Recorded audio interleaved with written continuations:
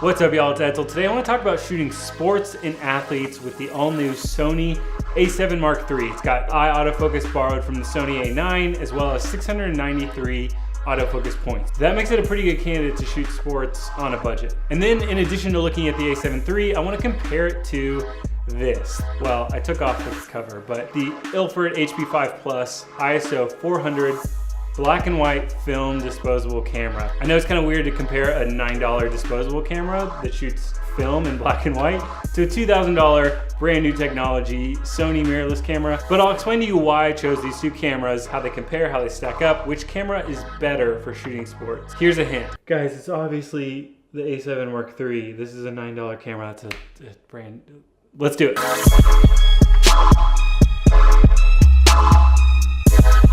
All right, let's talk first and foremost about shooting sports. So if you've seen any of my work, the links are down below.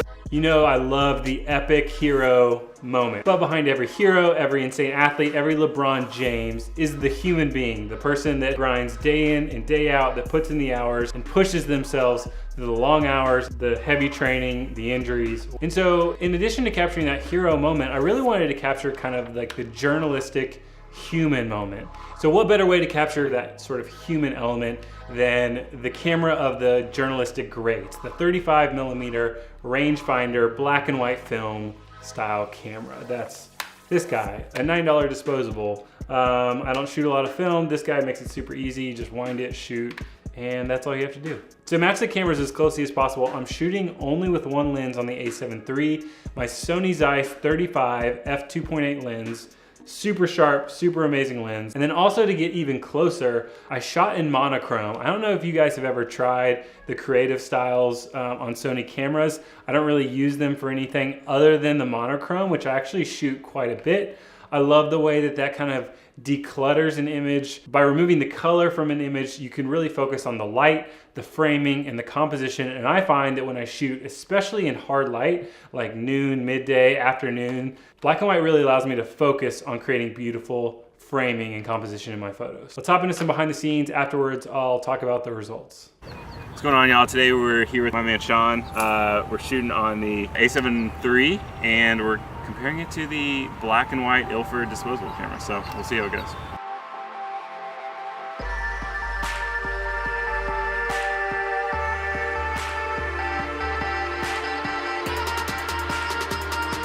Yo, the crew has got skills today.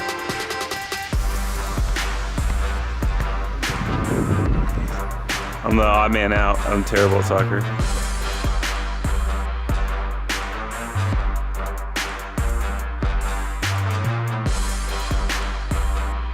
When I take a photo of this, it feels like I'm not even doing anything. Yeah.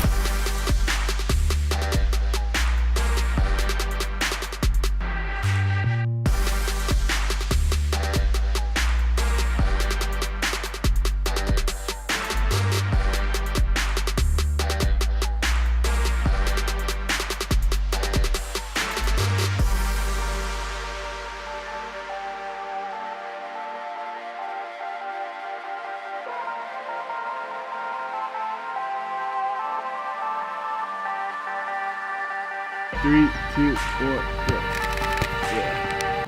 All right, y'all, so I'm using the 35-2.8 on this A7 III only because this guy is a 35mm disposable. Normally I'd probably shoot a longer focal length for sports just to kind of get more detail, but I'm trying to do a little bit more comparable comparison. So it's going well so far though.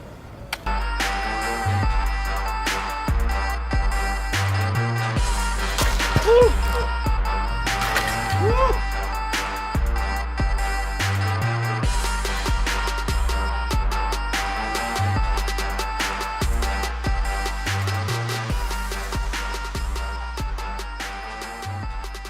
Hope you guys dug that shoot. Obviously, the A7 III outperforms this little $9 camera in just about every single way imaginable. However, this thing, it's just got vibe. There's something intangible about film that just has this sort of rawness, this realness, and shooting a 35 rangefinder style just kind of creates that journalistic moment, which is just really beautiful. It feels super candid, feels super natural. And I just kind of love the way that these images turned out, even though they're not super sharp, they're not super well lit, there's not a ton of detail. There's just vibe. The A7 III performed incredibly well shooting sports. 10 frames per second is unbelievable. The newly improved autofocus is also really amazing. The eye autofocus is incredible. And it performed well even in like difficult situations. A lot of the shots I had were these sort of backlit silhouettes where I was using the sun behind him to kind of light up the edge, almost like a rim light. Not an easy or ideal situation necessarily to be photographing in, but it creates some really cool, unique, beautiful imagery. There was a ton of detail in the shadows. If I was going for that super HDR look, I could have lifted them. But honestly, I wanted to keep that detail out of it to really create sort of this dramatic, bold figure in silhouette. All in all, I've shot with the A9, the A7R III, the A7 III, as well as Sony's older cameras. And the A7 III definitely gives the stamp of approval for shooting sports or live action. I was also shooting in a high drive mode, meaning I could just hold down the shutter, capture 10 frames per second. This really allowed me to capture that one perfect moment in a series of movements. Super nice to have when you're shooting something like sports or action or dance or something where the subject is moving really fast.